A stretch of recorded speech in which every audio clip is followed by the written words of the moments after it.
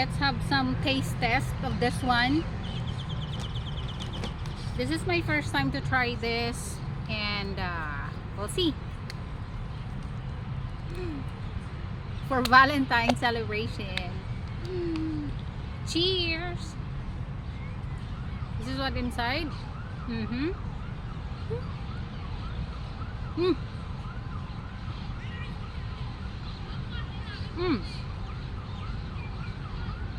It's with caramel. It's with caramel. Let's see this one.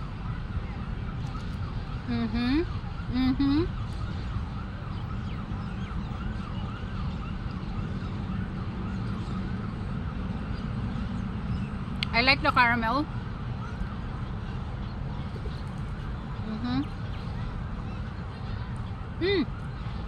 These two cost 82 shekels.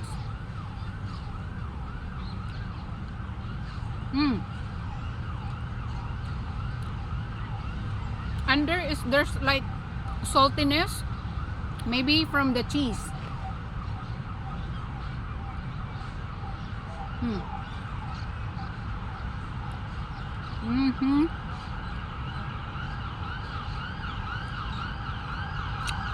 But all in all, the combination of all the ingredients or something tastes good.